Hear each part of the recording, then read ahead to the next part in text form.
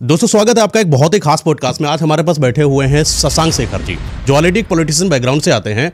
और आज इस पॉडकास्ट को कंडक्ट करने का बहुत ही इंपॉर्टेंट रीजन है, क्योंकि आज हम उनसे कुछ ऐसे सवालों के बारे में बात करने वाले हैं जो एक शायद नेता इतनी जल्दी से उनका जवाब नहीं देता। क्यों? कारण उनके बहुत ही सारे अपने पैरामीटर्स होते हैं कि वो जजमेंट के तौर पर आपको बताते हैं कि ऐसा नहीं करना चाहिए या ऐसा करना चाहिए। लेकिन हम अपने नेताजी से उन सवालों को पूछने वाले हैं जिन सवालों से अगर आप सहमत होते हैं, हम सहमत होते हैं, तो जरूर नेताजी एक मंत्री जी के रूप में देखने को मिलेंगे हमारे समाज के बीच में।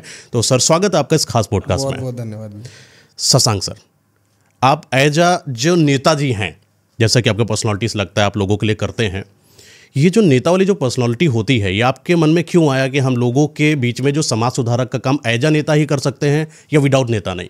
नहीं, देखिए, जब मैं पहली बार, मेरी स्कूलिंग देहरादून से हुई और कभी मैंने ये नहीं सोचा था कि मुझे इस फील्ड में आना पड़ेगा। पर जब मैं पहली बार जनता के बीच में गया, क्योंकि मेरे पिताजी ने, आप उन्नाव में पता करिएगा कि उन्होंने, आज भी उनकी मृत्यु हुए करीब 21 साल हो गए हैं, और तब से आज तक लोग इतना प्यार सम्मान देते हैं हमारे परिवार को कि जब मैं पहली बार उन्नाव गया था, तो पहली बार जाने के बाद जो प्यार सम्मान लोगों ने मुझको दिया था, उनकी वजह से मैं उस राजनीति में उतरा था। मेरा कोई उद्देश्य नहीं था राजनीति में उतरने का।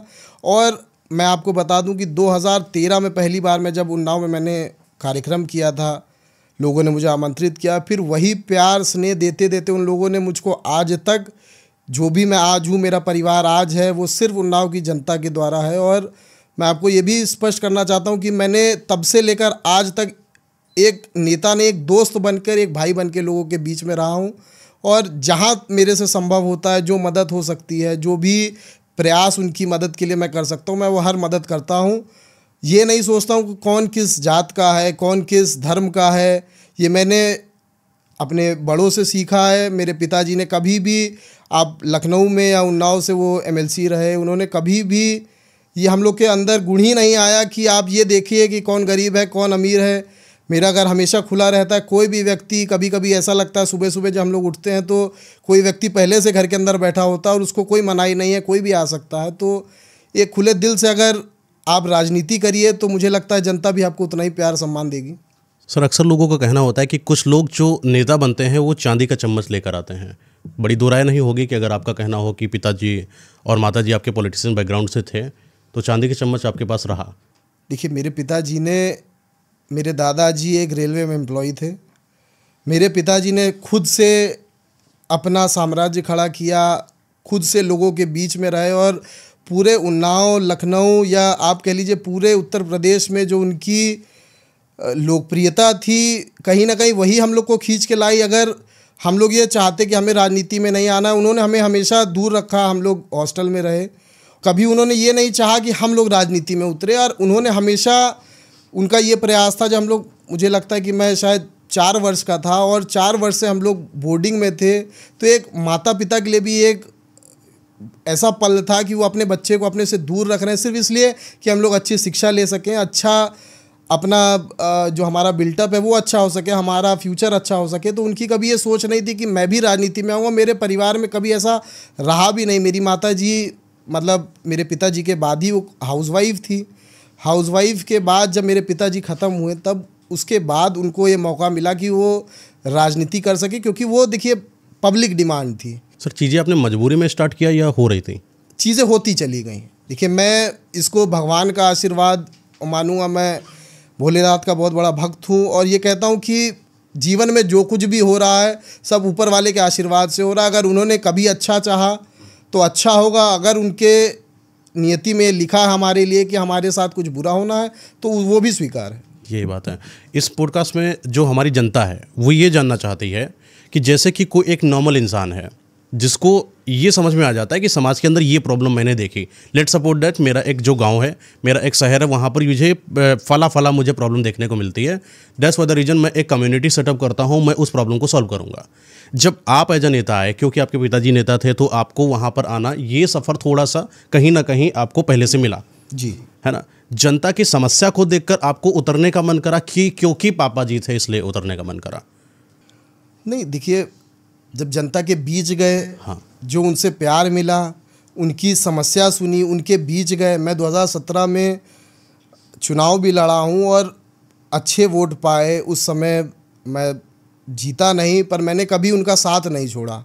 कुछ व्यक्ति होते हैं कि आप चुनाव लड़ने आएंगे, चुनाव आप जीतते हैं तो आप करेंगे, चुनाव आप नहीं जीतते हैं तो आप आगे बढ़ जाते हैं। कभी कभी ये होता है कि आदमी अपना रास्ता बदल देता है। पर मैंने 2017 के बाद से आप कह लीजिए कि आज तक मेरा डेली का रूटीन है कि मैं जनता के बीच में जितना प्रयास हो सकता है उतना उनके बीच में रहना पसंद करता हूं, ताकि उनकी समस्या, क्योंकि देखिए समस्या कभी कभी कोई खुश है, कभी कभी कोई दुखी है, तो आप ये नहीं बता सकते हो कि आपको सिर्फ दुख में शामिल होना या सुख में शामिल होना।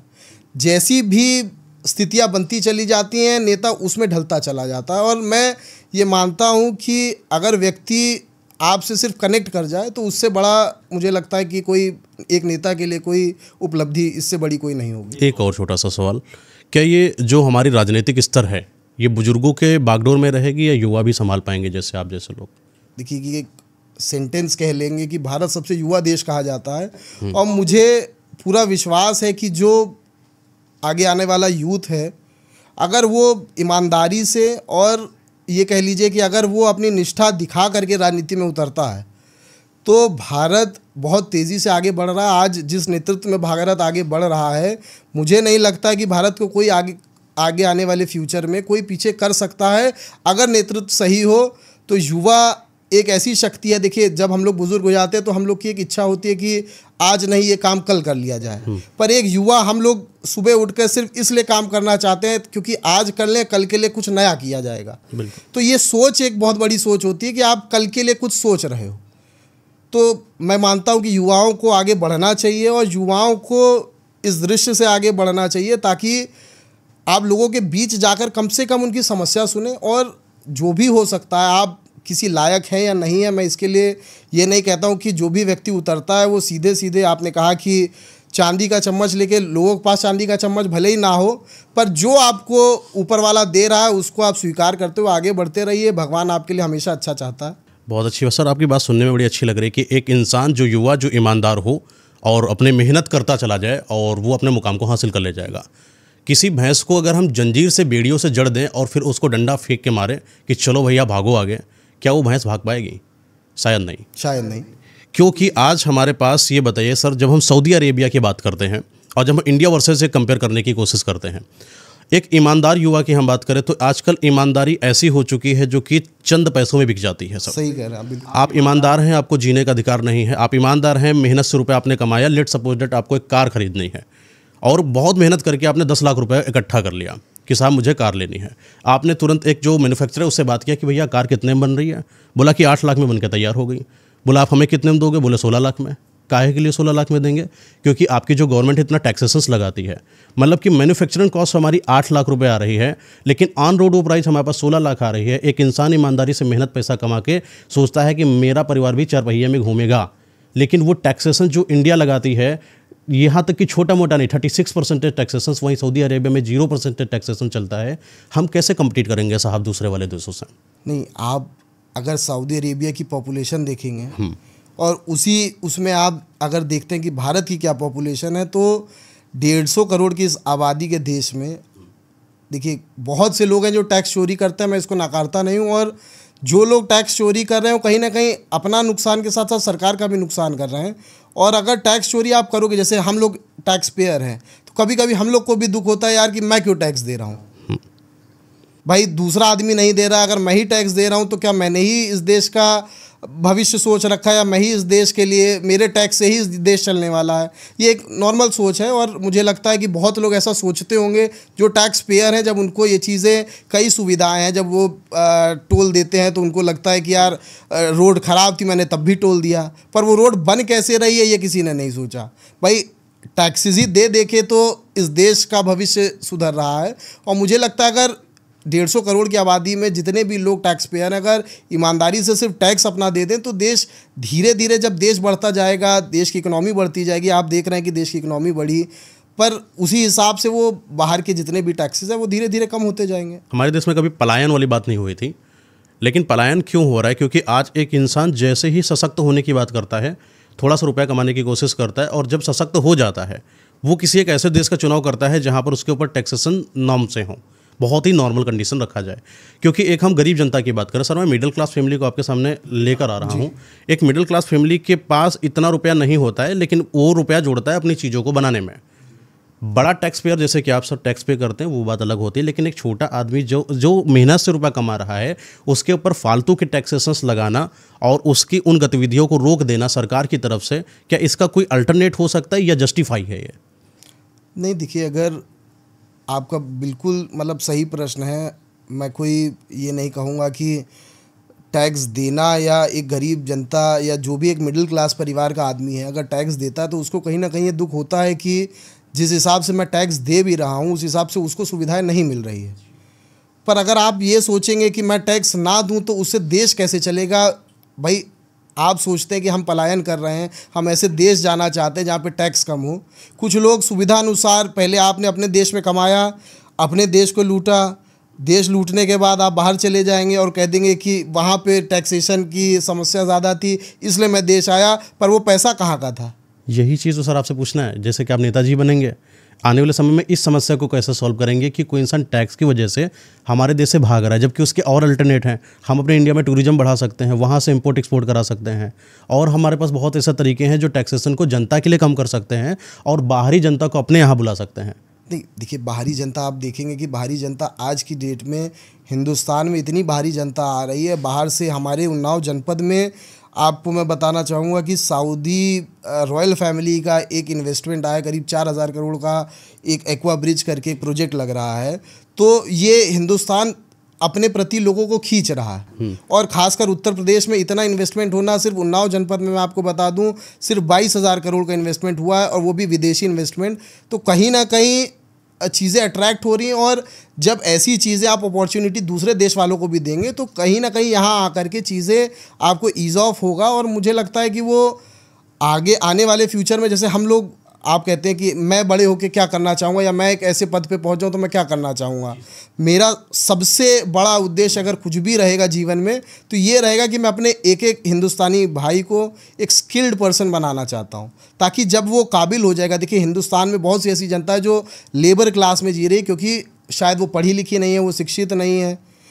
सरकार आपको शिक्षा भी फ्री में दे रही है, सरकार पर एक ह्यूमन मेंटालिटी आप कह लीजिए कि हम लोग को लगता है कि यार बाप दादा दे गए हैं तो उसी को बढ़ा लेते हैं, क्या करेंगे अपना आगे बढ़ा के।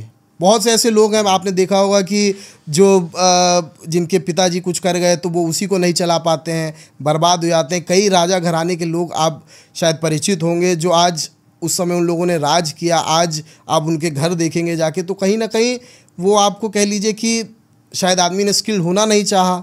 मेरा सबसे बड़ा सिर्फ एक ये उद्देश्य रहेगा कि जो भी हिंदुस्तान का यूथ है, हिंदुस्तान की जितनी भी महिलाएं हैं, सिर्फ अगर वो स्किल्ड हो जाएं तो चाइना को अगर आप देखेंगे तो मैं चाइना की बुराई इसलिए नहीं करूँगा क्योंकि देखिए, चाइना एक ऐसा देश है जहाँ पे आदमी स्किल्ड है और वो कुछ ना कुछ छोटा काम ऐसा कर लेता है। अगर आप कभी चाइना जाइए, मैं भी नहीं गया हूँ, मैं जाना चाहूँगा, क्योंकि मुझे नहीं लगता है कि कहीं से अगर सीखने में कोई बुराई होती है कि कोई भी देश या कोई भी व्यक्ति अगर आपको कुछ सिखा के चला जाए तो वो आपके जीवन में कुछ ना कुछ अच्छा करके जाता है। तो कुछ लोग, मेरे कई मित्र हैं जो गए थे, उन्होंने बताया कि चाइना आज भी भारत से कई, अगर आप कह लेंगे कई गुना आगे है।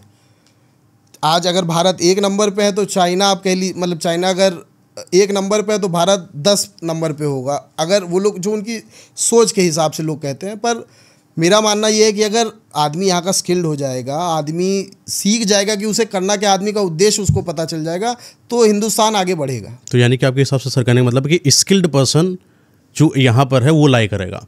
अब मेन बात आती है, क्या इस पॉइंट के हिसाब से क्या एजुकेशन सिस्टम इज स्कैम जो आज बच्चों के ऊपर डाल दिया गया, हुमायूं, बाबर, ये सब पढ़ो और तुम 12th तक पढ़ो, अपना सारा आधा जो ज़िंदगी है तुम एजुकेशन में बर्बाद कर दो, बाद में तुम स्किल सीखो। क्योंकि अभी कई सारे ऐसे केसेस आ रहे हैं जहाँ पर लोग अपने ट्रॉफी को फेंक रहे हैं, अपने डिग्रीज को फेंक रहे हैं, बता रहे हैं कि मेरे पास सिर्फ यही पढ़ाई लिखाई थी, लेकिन जब प्राइवेटाइजेशन की बात हुई उन्होंने मुझसे स्किल मांगा।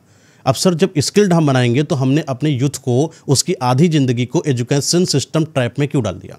नहीं, तो मैं वही, देखिए, मेरा सीधा उद्देश्य यही, आपने पूछा आप क्या करना चाहते हैं, मेरा सिर्फ ये आंसर है कि देखिए, पढ़ाई के साथ साथ आप उस आदमी को हमें जैसे डॉक्टर बनना होता है तो हम डॉक्टर की पढ़ाई आप एक मन में आ जाता है कि मुझे डॉक्टर बनना है, मेरे मन में आया कि मुझे खिलाड़ी बनना है, तो आप बच्चा होता है, कई ऐसे आप देखे होंगे क्रिकेटर होंगे या फुटबॉलर होंगे, वो बचपन से खेलना चालू करते हैं तो आज वो उस लेवल पे, आज उस मुकाम पे पहुँचे हैं कि वो स्किल्ड हैं।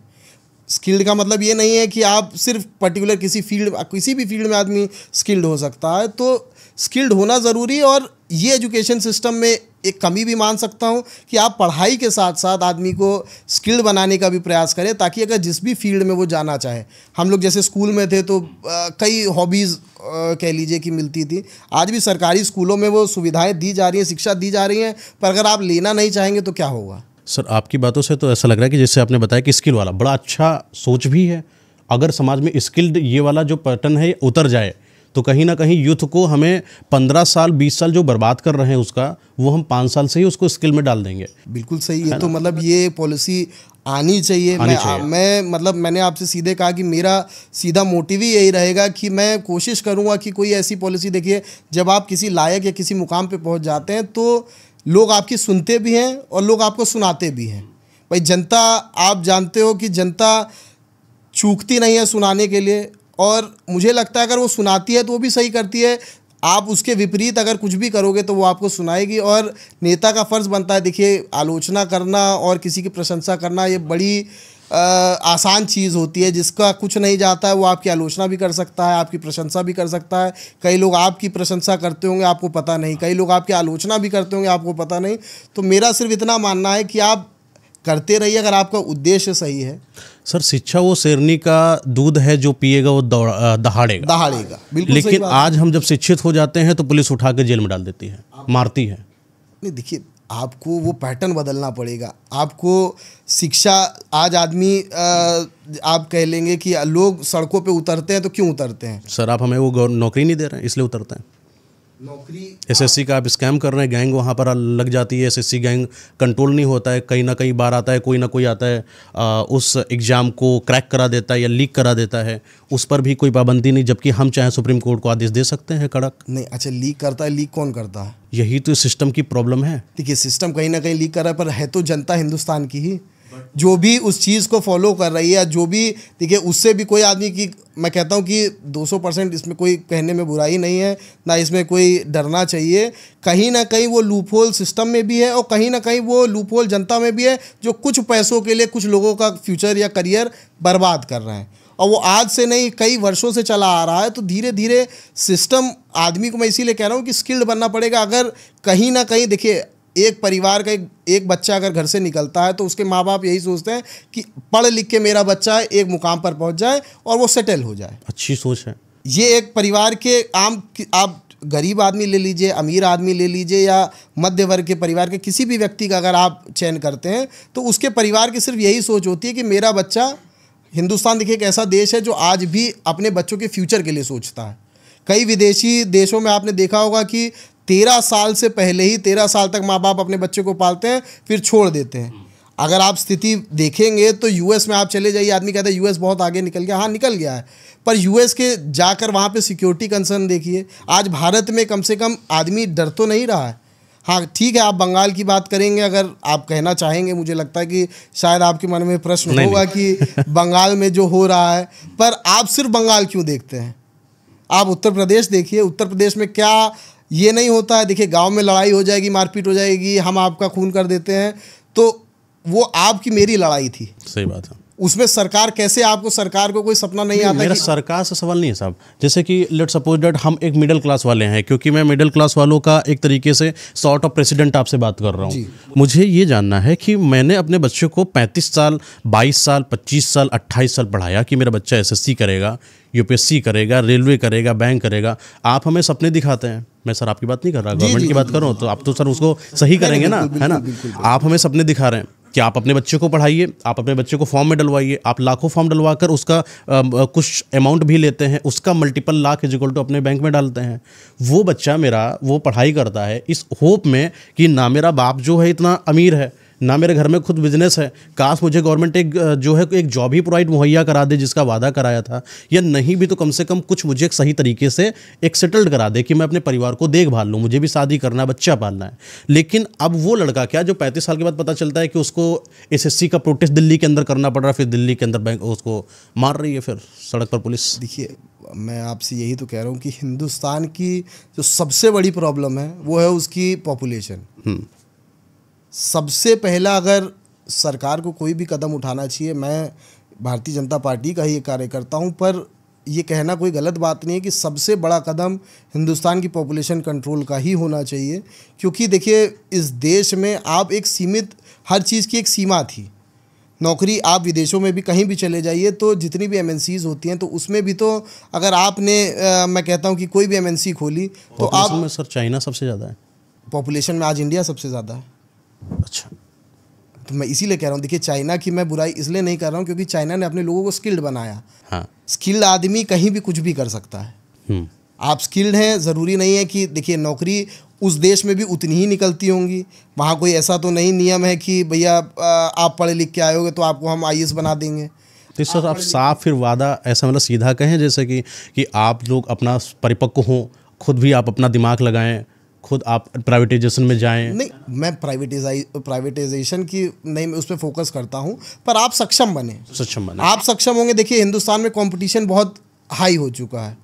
हम नेता हैं, हर आदमी आज की डेट में, एक युवा भी अगर आप कह लीजिए तो सड़क पे उतर के नेता इसलिए बनना चाहता है, उसको लगता है ये आसान रास्ता है, मैं आराम से नेता बन करके 4 गाड़ी ले करके आगे बढ़ सकता हूं। तो ये हमारा सोच नहीं होना चाहिए। अगर हम इस सोच से उतरेंगे कि मैं 4 गाड़ी लेके नेता बन जाऊंगा तो मैं को देश कैसे आगे बढ़ाऊंगा, मैं अपने जनपद के लोगों को आगे कैसे बढ़ाऊंगा। मैं तो सिर्फ इतना कहना चाहता हूं कि भाई पॉपुलेशन एक मेजर इशू है। उस पॉपुलेशन में अगर आदमी स्किल्ड नहीं है। सर आपने युवा नेता का नाम सुना होगा, कितना, मैं बोलना नहीं चाहता उस शब्द को, इतना इन लोगों ने वर्स्ट कर दिया है। आज आप किसी को युवा नेता बोल दीजिए, ऐसा लगेगा कि वो 150 रुपये वाला गमछा डालेगा और अपना कुर्ता पहनेगा, निकल लेगा, बन गया युवा नेता। क्यों हम युवा नेता को एक बहुत ही सशक्त क्यों नहीं बना सकते हैं कि जब युवा नेता की बात आए तो बोले हाँ ये इंसान आया है। देखिए, इसमें मेरा मतलब एक सीधा पॉइंट ऑफ व्यू है। पहले और आज में एक इतना बड़ा चेंज आ गया है कि पहले एक टीम होती थी, आप विश्वविद्यालय में चुनाव होता था या कहीं भी कोई छोटा सा चुनाव होता था, पहले सब लोग मिल करके एक आदमी को नेता बनाने का प्रयास करते थे कि ये हमारे ग्रुप का है, इसको हम नेता बनाएंगे, क्योंकि उसकी कुछ क्वालिटी होती थी, वो उन लोगों को आगे लेके चलता था। आज की डेट में सबसे बड़ा ड्रॉबैक जो मैं यूथ में ही कहूँगा कि आ चुका है कि हर आदमी को ये लगता है कि मैं उससे सक्षम हूँ और मैं उससे बेहतर कर सकता हूँ। अच्छा सर, अब जब चीज़ों की बात आती है भारत देश की, आप भारत देश को अपनी आंखों से देखते हैं, मैं अपनी आंखों से देखता हूं, हर कोई इंसान अपनी आंख से देखता है। तो आप जब भारत को देखते होंगे तो ज़रूर आप कुछ लूप होल्स देखते होंगे कि मेरे भारत में ये कमी है, काश मैं अगर एक बड़े ओहदे पर होता तो मैं उस चीज़ को सॉल्व कर देता। उन लूप होल्स के बारे में डिस्कस करेंगे आप थोड़ा? देखिए, आप किसी भी विभाग में, आप किसी भी क्षेत्र में जाएंगे, पढ़ाई से लेकर जब बच्चा पैदा होता है उससे लेकर उसके मरने तक, हर जगह सबकी अपनी अपनी सोच है कि उसको, कभी कभी हमको लगता है कि आप गलत है हम सही, पर होता उसका उल्टा है। कभी कभी ये निकल के आता है कि भाई हम ही गलत थे, पर वो हमको एहसास कौन दिलाएगा। तो लूप होल्स की अगर आप बात करेंगे, लूप होल्स हर जगह है और हम ही उसको एक लूप होल बनाते हैं। हम भी व्यक्ति हैं, आप भी एक कोई भी साधारण व्यक्ति अगर वो चाह लेगा कि चीज़ें ठीक करते चला जाए, पर अगर कोई उसको सलाह दे देता है, कोई उसको अगर मशवरा देता है तो उसको लगता है यार ये मुझसे काबिल कैसे है। अच्छा सर, एक और चीज़ है, जैसे हमारा भारत देश है, आप भारत देश को सशक्त भारत मानते हैं? अभी नहीं। अच्छा, एक बात आती है, अभी आपने देखा कि हरियाणा के अंदर एक मनीषा नाम की लड़की का रेप करा जाता है और कोई इंसान आता है और उसके गले को काटता है, उसके चेहरे पर तेजाब डालता है, उसकी आंखों को निकाल लेता है, सांस नली निकाल लेता है, बच्चादानी निकाल लेता है, पेट फाड़ देता है, उसके अंतरंग कर बिल्कुल बर्बाद कर देता है उस इंसान को। किसी इंसान के अंदर इतनी दहशत करने की औकात पैदा हो जाए और पूरा हमारा देश की जो सरकार है इसको देखकर बोले कि उसको जानवर खा गए थे या कुछ ऐसा हो गया होगा। क्या लगता है कि हमारी सबसे बड़ी कमी नहीं, हम महिला को अपनी सुरक्षित नहीं कर पा रहे हैं? नहीं, महिला को सुरक्षा देने के लिए सरकार अपना प्रयास कर रही है। मुझे लगता है चाहे कोई भी सरकार हो, वो कभी नहीं चाहेगी। ये देखिए, सोच की बात होती है। मैंने कहा ना कि लोग ऐसे एक मेंटली अनस्टेबल लोग ही ऐसा कर सकते हैं और ऐसा सोच सकते हैं। सर हम उनके भरोसे अपनी महिलाओं को छोड़ दें अपने देश में? नहीं, मैं कह तो रहा हूँ कि देखिए सरकार अपना पूरा प्रयास करती है, चाहे कोई, मैं ये नहीं कहता हूँ कि मैं जिस पार्टी से आता हूँ कि वही प्रयास करती है, कोई भी व्यक्ति। क्या आप बैठे आप ये कभी सोचेंगे, आपकी कभी एक मंशा होगी? मैं आपको अपनी जगह रख के आपसे ये पूछना चाहूँगा कि आप ये बताइए, क्या कभी कोई भी सरकार या कोई भी व्यक्ति ये चाहेगा कि ऐसी घिनौनी हरकत हो? सर उनके पिताजी जाते हैं, 2 दिन होता है, उनकी बेटी नहीं मिलती है, उन्हीं के प्रशासन से पूछते हैं कि भैया हमारी बिटिया नहीं मिल रही, मिलवा दीजिए, तो बोलते हैं कि तुम्हारी बिटिया किसी के साथ भाग गई होगी। ये तो सर प्रशासन है। अपने किसी एक बाप की जिसकी बेटी गायब हो उसको बोल दो कि तुम्हारी बेटी किसी के साथ भाग गई होगी। नहीं है तो गलत चीज़। देखिए मैं आपको ये भी क्लियर करना चाहता हूँ कि हिंदुस्तान में कई ऐसी केसेस हो गए हैं कि कहीं ना कहीं, आपने लूपहोल की बात की थी, तो ये भी एक गवर्नमेंट या आप कह लीजिए कि पुलिस विभाग में एक लूपहोल ये है कि लोग चीज़ें लिंगर ऑन करना चाहते हैं या लोग चीज़ों को सीरियसली नहीं लेते हैं, और ये एक कमी है। और इस कमी को मुझे लगता है कि आपने कहा कि जो नई पीढ़ी है, नए जितने भी आप देखते होंगे कि IAS या IPS जितने भी हैं, वो कोशिश करते हैं फील्ड में रहने की प्रयास करते हैं, और वो लोग निकल करके, कई मेरे एक बड़े भाई हैं स्वतंत्र कुमार सिंह, उन्होंने मैं आपको एक छोटा सा वाक्य बताना चाहूँगा कि एक बच्ची, उसके नंबर अच्छे नहीं आए थे, उसके पिताजी ने उसे डांटा था। ये रक्षाबंधन का एक घटना है, पिछले रक्षाबंधन का मैं आपको बताना चाहता हूँ। उन्होंने जा करके, वो लड़की छत पे लटकी हुई थी और सुसाइड करने जा रही थी। तो ऐसे भी लोग हमारे समाज में हैं जिसने उनको बनाया, उन्होंने उस दिन उस बहन को अपना भाई बना के, एक बहन का भाई का रिश्ता बना करके उस लड़की को बचाया, और आज भी वो उसकी एजुकेशनल हेल्प कर रहे हैं, या जो भी उसकी मॉनिटरिंग या मेंटरिंग कर रहे हैं, वो आज भी वो कर रहे हैं। तो कहीं ना कहीं देखिए, समाज में अच्छे लोग भी हैं और समाज में बुरे लोग भी हैं। नहीं सर, बुरे लोगों को ऐसे आपसे सर उम्मीद हम रखते हैं। हम सर आपको बीजेपी का नहीं देखते, हम सर आपको सपा का नहीं देखते, ना मैं आपको कांग्रेस का देखता, ना मैं आपको निर्दलीय का देखता। जब मैं बात करता हूँ सरकार की, गवर्नमेंट की, वो बीजेपी एक मात्र एक चुनाव चिन्ह का सिर्फ नाम हो सकता है। असल में वो राजा है, सरकार है। हमारा हक बनता है कि हम, मेरे राजा मेरी जनता के लिए क्या करेंगे। जब आप उस पद पर हों या आप मंत्री जी हैं, तो आप मुझे ये बताएंगे कि लूप होल हो सकते हैं, कोई इंसान गलत हो सकता है। सर ये शायद जवाब मुझे नहीं चाहिए, मुझे ये जवाब चाहिए कि ये एकदम ख़त्म कैसे होगा, और हम महिलाओं के इस रेप वाले कांड पर किसी जो आरोपी है उसको कड़े कानून कैसे बनाएं, ये चाहिए सर।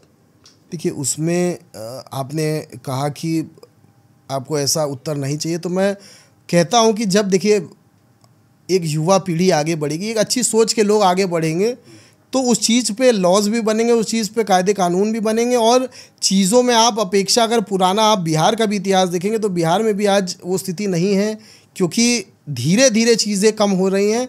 हाँ, जिन लोगों के साथ हो रहा है वो गलत है, उस चीज़ों पे एक्शन लिया जा रहा है, और मुझे लगता है कि सरकार को एक ऐसा नियम बना देना चाहिए ताकि उन लोगों को जिनकी ऐसी मानसिकता है या इतना गंदा जिनकी सोच है, उनकी रूह कांपनी चाहिए कि ऐसा दंड दे देना चाहिए ताकि उनकी रूह कांपे। और कोई भी व्यक्ति अगर उसके दिमाग में भी ऐसी कोई घटना करने का प्रयास करे भी, तो उसकी रूह इसलिए कांपनी चाहिए। आप सऊदी में देखिए, एक किसी के अंदर ये हिम्मत नहीं होती है, मैं काट देते सर चौक पर, वो सीधे काट देते हैं। तो अगर जब आप ऐसा रूल बना देंगे हिंदुस्तान में, तो मुझे नहीं लगता कि हिंदुस्तान में भी किसी की हिम्मत होगी कि कोई अपनी बहन बेटी को या कोई किसी की बहन बेटी को ऐसे आंखें उठा कर भी देख सके। बहुत अच्छी बात है सर। ऐसा होप्स हो, ऐसा कोई कानून बन के आए जो अपने समाज में महिलाओं को सुरक्षा दे। कम से कम हम अपनी महिला को छोड़ पाएँ रात के समय भी, कि मेरी महिला घर के अंदर सुरक्षित आ पाएगी। एक और बड़ा क्वेश्चन आता है कि जब कोई इंसान सर बीमार होता है, उससे बड़ा मरी हालत में कोई होता है सर? नहीं। जब कोई इंसान बीमार है, वो अपनी मौत पर लड़ रहा है, उस समय शायद गवर्नमेंट हो या कोई एक नॉर्मल से इंसान उसकी मदद ही करेगा। लेकिन सर हॉस्पिटल के अंदर एक इंसान बीमार पड़ा हुआ है, आप गवर्नमेंट की बात नहीं कर रहा सर, उसके ऊपर भी सर टैक्स लग रहा है, उसके ऊपर भी इतनी महंगी दवाई है, उसके ऊपर भी प्राइवेटाइजेशन का जो अपना बनता है ना, रूल बुक बनाई जाती है कि इतने, अगर 100 रुपये की मिली है तो 200 निकालो, 5 AC में निकालो, 5 एम्बुलेंस में निकालो, 5 करकता निकालो। इस तरीके से बना के वो 10 रुपये की चीज़ को 100 रुपये में कर देते हैं। एक मरीज आदमी, जो गरीब आदमी अपने आदमी को वेंटिलेटर पर डाले हुए है, उससे पैसा नोचा जा रहा है। हम गरीब आदमी से, मरीज से पैसा नोच रहे हैं। इंसानियत मर चुकी है सर। देखिए ये जितने भी प्राइवेट, मैं सीधा सीधा स्पष्ट कहना चाहता हूँ कि जितने भी प्राइवेट अस्पताल हैं, वो कहीं ना कहीं उनके अंदर एक मानवता की दृष्टि ख़त्म होती जा रही है। और सरकारी जो अस्पतालों में उनमें इतना लोड बढ़ता जा रहा है। पीजीआई में मैं आपको बताना चाहूँगा कि मेरे दादाजी बीच में एडमिट थे और पीजीआई ने इलाज किया, जैसे ही वो ठीक है उन्हें डिस्चार्ज कर दिया ताकि हम अगला पेशेंट देख सकें। तो सरकारी आज भी ऐसी संस्थाएं हैं जो लोगों को ठीक करके तुरंत रिलीज़ करना चाहती है कि वो हाँ ठीक हो गए आप घर जाएं, पर प्राइवेट संस्थाओं में हम लोग की एक मानसिकता हो गई है कि यार अस्पताल ज़्यादा पैसा लेता है तो हमको सुविधा अच्छी देगा, पर जैसे ही हम वहाँ पे पहुँचते हैं हमको एहसास हो जाता है, क्योंकि देखिए जब तक किसी पे बीतती नहीं है वो आगे की सोचता नहीं है। जैसे ही उस पर बीतने लगती है तब उसको याद आता है यार ये तो हमको लूट रहा है, ये अस्पताल हमको लूटता है, ये अस्पताल हमको फर्जी का चार्ज बना रहा है। तो कहीं ना कहीं प्राइवेटाइजेशन में और सरकार को, मैं अगर आप मेरी बात करेंगे तो मैं सीधे सीधे एम्प्लॉयमेंट जनरेट करना चाहूँगा और जितनी भी डॉक्टर्स की संख्या है वो बढ़ाना चाहूँगा, क्योंकि जिस हिसाब से इस देश की पॉपुलेशन है उस हिसाब से इस देश में डॉक्टर्स की बहुत कमी है, पुलिसकर्मियों की बहुत कमी है और हर विभाग में अगर आप कह लीजिए तो बहुत कमी इसलिए है क्योंकि आप एम्प्लॉयमेंट जनरेट ही नहीं हो रही, और एम्प्लॉयमेंट जनरेट होगी तभी इस देश का भला होगा। सर, एक इंसान किराने की दुकान डालना चाहे बड़ी आसानी से डाल सकता है। हमारा अपना मिडिल क्लास का लड़का सुरेश, लेट भी एक नाम ले लेता हूँ, उसने जैसे तैसे करके एमबीबीएस निकाला। अब साहब एमबीबीएस निकालने के बाद उसको हॉस्पिटल जो कि गवर्नमेंटेड है वहीं पर जाना है, वहीं पर काम करना है। उसके पहले उसको ब्लॉक पर जाना है, ब्लॉक पर अपनी ड्यूटी कंप्लीट करना, ट्रेनिंग कंप्लीट करना, देन वो आगे आकर क्या करेगा साहब, गवर्नमेंट वाले हॉस्पिटल में ही काम कर सकता है। कई सारे लोग चाहते हैं कि मेरा अपना प्राइवेट हॉस्पिटल हो, लेकिन उसके अंदर लगने वाली एमआरआई मशीनें, अल्ट्रासाउंड वाली मशीनें या बड़ी बड़ी मशीनें जिनको एक ऑपरेट कर सकता है एक अच्छा डॉक्टर, उसको काबिलियत भी है लेकिन खरीदने की औकात नहीं साहब, क्योंकि आपका GST% इतना चलता है कि हम क्या अपने जो डॉक्टर्स हैं उनको लगने वाले इक्विपमेंट 0 GST पर नहीं दे सकते, 0 टैक्सेशन पर नहीं दे सकते। खोलो तुम 10 नहीं तुम 1000 हॉस्पिटल खोलो, आओ मेरे साथ आके लेकर लाइसेंस लेकर जाओ, खोलो, गरीब जनता की मदद करो। हम गाँव तक हॉस्पिटल बड़ा क्यों नहीं पहुँचा रहे सर? देखिए गांव तक हॉस्पिटल पहुंचा भी है, पर सबसे बड़ी मैं आपको बता रहा हूँ ना कि हम लोग जो प्रॉब्लम फेस करते हैं वहाँ पे डॉक्टर ही नहीं रहते हैं। सर, एक एमबीबीएस करा हुआ बहुत ऐसे पड़े हैं जिन्होंने डिग्री हासिल करके जेब में रखकर दुकान चला रहे, क्योंकि उनके पास इतनी क्षमता नहीं है कि वो अपना हॉस्पिटल खोलने की दम रख पाए। सर, पर जैसे ही वो लोग आगे बढ़ जाते हैं, थोड़ा सा कमा लेते हैं, तो उनकी ये सोच होती है कि मैं बड़ा अस्पताल ज्वाइन कर लूँ और ज़्यादा पैसे लूट सकूँ। तो आपकी सेवा करने की सोच ही नहीं है। तो आप जब सोचते हैं कि मैं गाँव से हट करके, गाँव से निकल करके सीधे मेदांता जैसे अस्पताल या अपोलो जैसे अस्पताल ज्वाइन कर लूँ, वहाँ मुझे तनख्वाह ज़्यादा मिलेगी, तो जब आपकी सोच ही नहीं, मैं यही तो कह रहा हूँ कि देखिए आपको लोगों को स्किल्ड बनाना पड़ेगा। यहाँ पे एम्प्लॉयमेंट जनरेट होगी जब यहाँ पे मशीनें बनेंगी। आज सरकार इस विषय पे चर्चा कर रही है और कहा भी गया, मैंने जैसा कि पढ़ा था कि जीएसटी पे नए कानून या नए जीएसटी रूल्स आने वाले हैं, जिस पे सिर्फ या तो 5% रहेगा या 18% जीएसटी लगेगा। तो कई चीज़ों पे अब सरकार देखते हैं आने वाले दिनों में कि क्या नीतियाँ अपना रही है। मुझे लगता है कि कई ऐसी दवाइयाँ जिस पे टैक्सेस कम हुए, पर आपका ये बिल्कुल सही, देखिए कुछ ऐसी नीड्स हैं जो जैसे रोटी, कपड़ा, मकान, 3 चीज़ हमारे देश में फ्री होनी चाहिए। और सरकार देखिए फ्री में मकान बना के दे रही है, पर हम लोग निकलते हैं कहीं से भी तो वो बेचारा गरीब आदमी अपना घर किसी और को बेच देता है। सर, मुझे तो लगता है कि गवर्नमेंट हमें मकान बना के ना दे, हमें मकान बनवाने की क्षमता पैदा कर दे। मैं इसीलिए तो कह रहा हूँ, देखिए मैं जिस सरकार से बिलोंग करता हूँ, आज उसी की उस देश में उसी का परचम लहरा रहा है और पूरे विश्व में आप कह लीजिए कि जो भी सबसे बड़ी पार्टी के रूप में भारतीय जनता पार्टी है, उसके बावजूद अगर मैं आपसे कह रहा हूँ हाँ कि एम्प्लॉयमेंट की ज़रूरत इस देश को है, और जब तक एम्प्लॉयमेंट इस देश में नहीं बढ़ेगा हमारा यूथ कैसे आगे बढ़ेगा, सबसे बड़ा प्रश्न मेरे लिए भी यही है। और मैं आपको विश्वास दिलाता हूँ, देखिए मैं कोई ना मैं भगवान हूँ ना मैं एक नॉर्मल सा इंसान, सिर्फ ये वादा कर सकता हूँ कि अगर मेरी जैसे सोच के या हमारे जैसा यूथ आगे बढ़ने के प्रयास करेगा, देखिए सबके अंदर एक लालच रहती है। मेरे अंदर लालच मेरे परिवार की है कि मेरे परिवार का नाम आगे बढ़ जाए, उससे बड़ी लालच मेरे लिए कुछ नहीं, क्योंकि मेरे पिताजी ने निस्वार्थ सेवा की और उन्होंने जो मुझको दिया है वो मेरे लिए एक बहुत बड़ी पूंजी है। मैं वही सेवा सत्कार, आदमी का उद्देश्य कभी कभी छोटा होता है पर वो करना बहुत बड़ा चाहता है।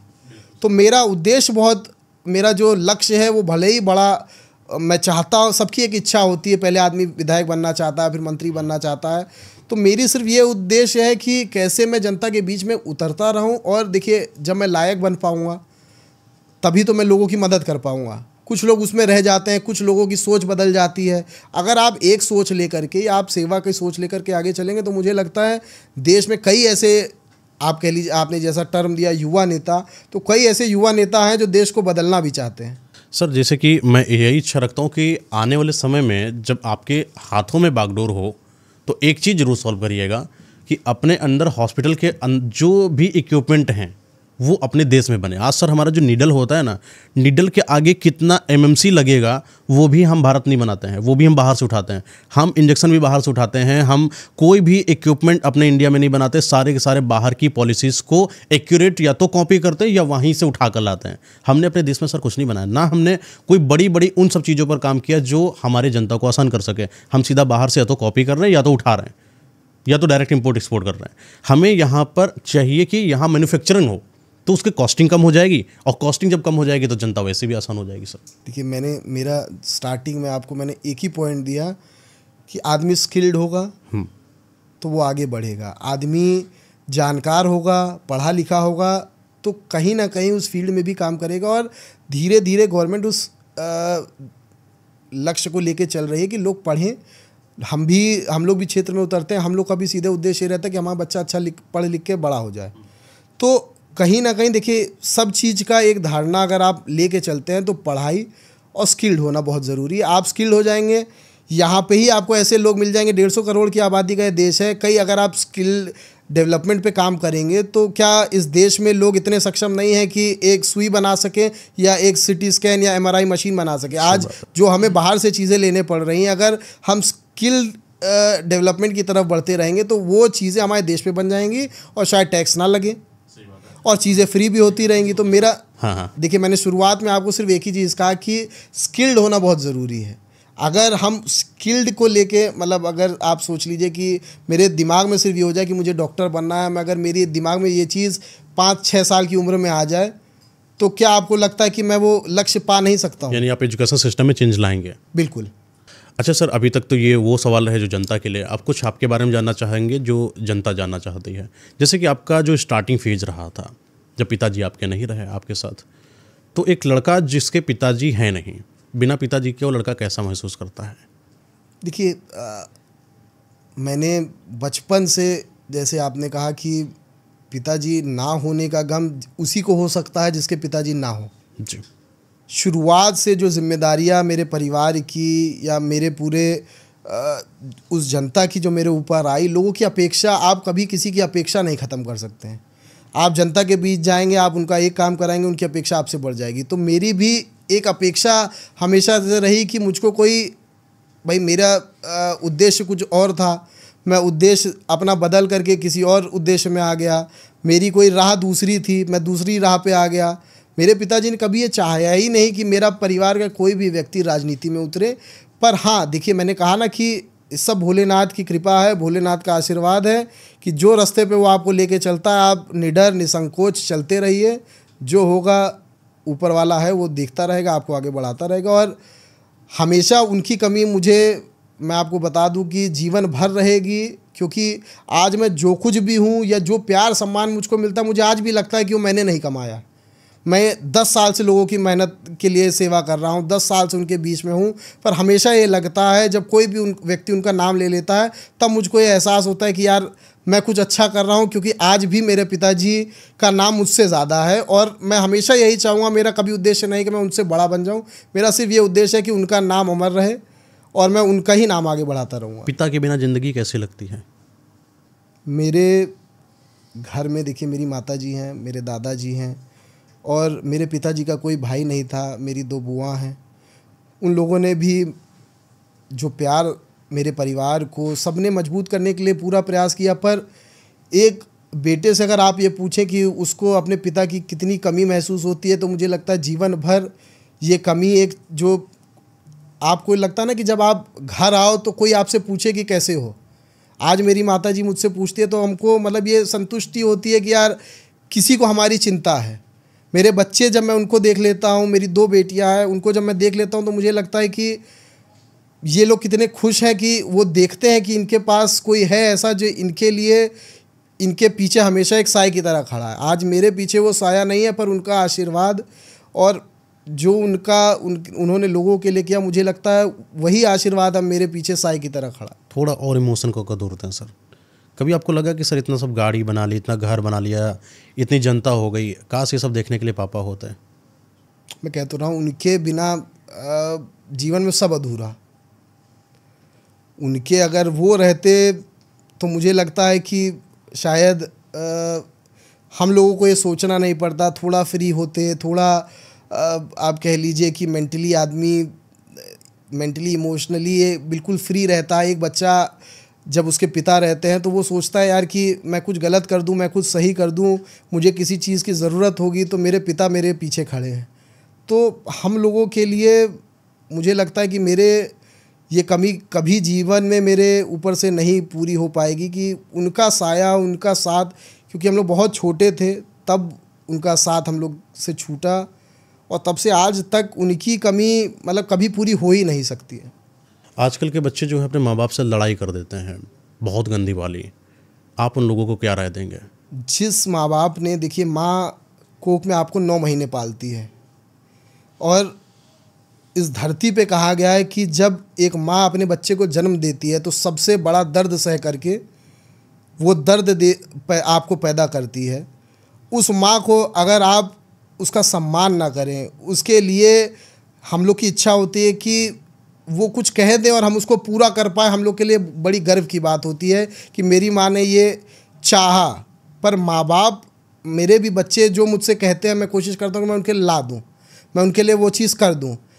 मेरी माँ ने इतना कष्ट सहने के बाद भी जो परिवार को जोड़े रहा, हम लोग को जो संस्कार दिए, मेरे लिए सबसे बड़ी पूंजी वही है कि मेरी माँ ने कभी हिम्मत नहीं हारी और उन्होंने हमेशा एक बाप का प्यार, एक माँ का प्यार दोनों मिल कर के हम लोग को दिया। और हम तीनों भाई बहनों की परवरिश ऐसे की कि हम लोग देश के लिए, या मतलब देखिए देश के लिए कहना गलत होगा, अभी हम अपने समाज के लिए या अपने लोगों के बीच में जिससे हम लोग कनेक्टेड हैं उनके लिए अच्छा कर सके। मेरे साथ कई लड़के रहते हैं, कई लोग रहते हैं, कई टीम जुड़ी है।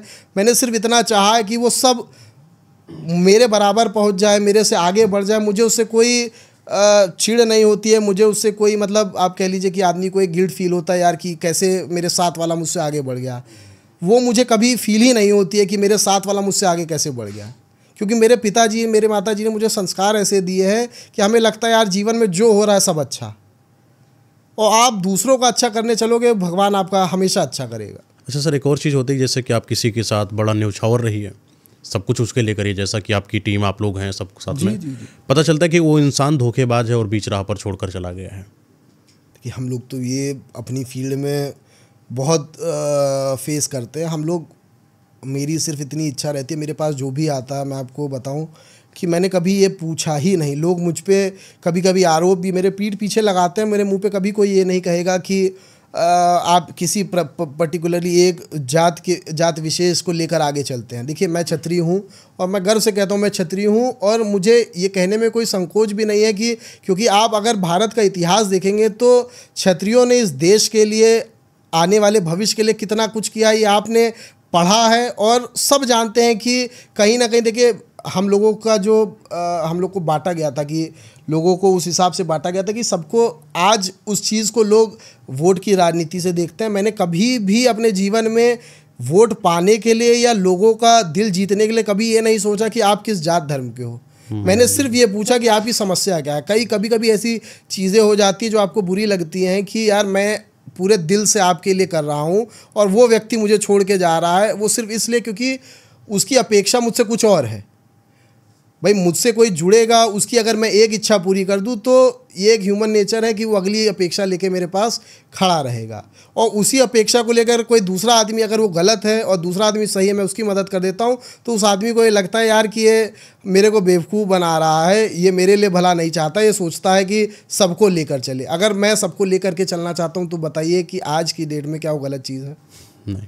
भाई मेरा उद्देश्य ये है कि मैं सबको लेकर चलूँ, मैं किसी के बारे में ना बुरा सोचता हूँ, ना किसी के लिए मैं बुरा करता हूँ। मेरी माता जी जिला पंचायत अध्यक्ष हुई 2021 में, तब से लेकर आज तक मैं आपको बता दूं, कई लोग आए कि किसी पे बदले की भावना से मुकदमा लिखवा दीजिए, कुछ करा दीजिए। मैंने सीधे सिर्फ उसको एक शब्द में ये कहा कि अपने आप को सक्षम बनाओ, अपने आप को उतना काबिल बनाओ कि जिससे आपकी लड़ाई है वो कभी आप तक पहुंचने के लिए आपसे ये 10 बार सोचे कि यार ये आदमी मुझसे कितना आगे निकल गया। तो जब आप सक्षम हो जाएंगे, आप काबिल हो जाएंगे, तो जो भी आपका दुश्मन होगा या जो भी आदमी ये सोच रहा है कि मैं इसके बराबर पहुंच जाऊं, तो आपका लेवल ही इतना ऊपर हो जाएगा कि उसको फिर उतनी मेहनत करनी पड़ेगी आप तक पहुंचने के लिए। क्या बात है, ये एटीट्यूड होना चाहिए। ये एटीट्यूड होना चाहिए और निडर रहे आदमी। देखिए आज की डेट में मैं यूथ को सिर्फ इतना बताना चाहता हूँ, आप सही रास्ते पर चले, निडर रहें, निसंकोच, किसी से डर के बिना आप बढ़ते रहें। कोई आदमी इस धरती पे नहीं है जो आपको हरा सके। चलिए सर, बहुत अच्छा लगा सर आपसे पॉडकास्ट करके। बहुत कुछ ऐसा आपने बताया जो हमारी यूथ के लिए बहुत ज़्यादा इंपॉर्टेंट है, उनको जानना भी ज़रूरी है। और आपके समझ मैंने कुछ ऐसे क्वेश्चंस का रखा जो शायद अजीब से थे, लेकिन जवाब आपने बहुत बेहतरीन दिया है। Thank you so much sir podcast के लिए। बहुत बहुत धन्यवाद। Okay sir.